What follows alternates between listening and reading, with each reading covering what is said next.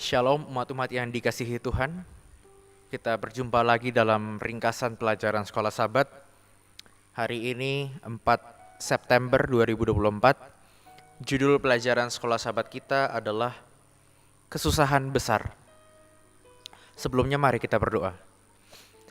Bapa yang di surga, kami mohon urapan Roh Kudus-Mu dapat masuk ke dalam hati dan pikiran kami, agar kami dapat mengerti dan juga mengaplikasikan pelajaran Sekolah Sabat ini di dalam kehidupan kami ya Tuhan. Di dalam nama Yesus Kristus kami berdoa, amin. Bapak Ibu Saudara-saudari sekalian, kemarin kita sudah belajar dari Markus pasal 13 ayat 14 mengenai pembinasa keji, ya, yang mana Yesus maksudkan di sini adalah tentang kerajaan Romawi, ya, yang berusaha untuk membinasakan kota Yerusalem. Dan ini adalah titik tumpu di sekitar mana pasal 13 ini berporos, ya. Kalau kita lihat pelajaran yang kemarin. Dan di Markus pasal 13 ayatnya yang ke-19, ya. Ini juga menandai sebuah titik, sebuah poros transisi atau sebuah titik perubahan, ya, yang mana ada sebuah kesusahan besar, ya, yang tidak ada bandingannya sejak dunia diciptakan. Nah, apa yang dimaksud kesusahan besar yang tidak pernah ada sejak dunia diciptakan ini? Ini adalah penganiayaan yang besar, ya, yang meluas daripada kehancuran kota Yerusalem. Dan kesusahan besar ini akan terjadi di masa yang akan datang dan bukan di zaman dekat dengan Yesus, ya. Kalau kita baca dalam Markus pasal 13 ayat 14, ini berhubungan atau berkait dengan Daniel pasal 9. Sementara dari Markus pasal 13 ayat 19 ini juga terkait dengan Daniel pasal 7 dan pasal 8, ya. Jadi pelajaran kemarin ayat yang ke-14 dari Markus pasal 13 itu berhubungan dengan Daniel 9. Pelajaran hari ini dari Markus 13 ayat 19 berhubungan dengan Daniel 7 dan Daniel 8. Nah, ini menjelaskan, ya, munculnya tanduk kecil, ya, di pecahan kerajaan Romawi yang menjadi 10 kerajaan, yaitu dilambangkan dengan 10 tanduk dari binatang yang menakutkan dan 3 tanduk atau kerajaan diantaranya runtuh dan muncullah kerajaan yang baru, yaitu tanduk kecil, ya.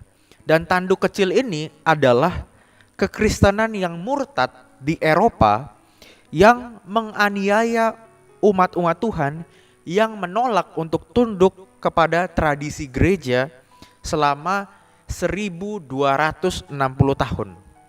Dan ini berlangsung pada tahun 538, ya, 538 sebelum Masehi sampai 1798, ya.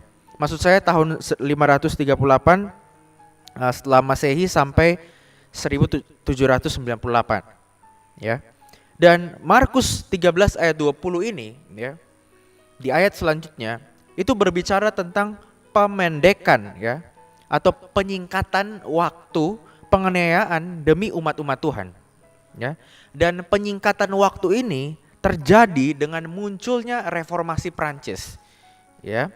Jadi tanduk kecil yang tadi itu runtuh, ya, atau terlukalah istilahnya ketika Napoleon, ya, seorang yang bernama Napoleon, ya, menyuruh menangkap pemimpin kekristenan di Eropa waktu itu, sehingga lenyaplah kekuatan tanduk kecil itu sebagai kepala gereja dan pemerintahan, ya. Dan ketika kekuatan tanduk kecil itu melemah, maka semakin banyak orang bergabung dengan reformasi Prancis, ya. Namun Bapak Ibu, kekuatan tanduk kecil ini akan bangkit kembali, ya. Jadi pada tahun 1798 ya, tanduk itu runtuh, tetapi dinubuatkan bahwa tanduk itu akan bangkit kembali di Wahyu pasal 13. Sehingga seluruh dunia itu heran dan mengikut dia. Ya. Dan dalam Markus 13 ayat 21 sampai 23, Yesus juga mengamarkan adanya ancaman-ancaman lain, yaitu nabi-nabi dan mesias-mesias palsu yang akan bangkit dan mengadakan tanda-tanda atau mujizat-mujizat sebelum Kristus datang kali yang kedua. Nah, sebagai sebuah amaran bagi kita dari pelajaran ini bahwa akan banyak penyesatan-penyesatan di akhir zaman ini, ya.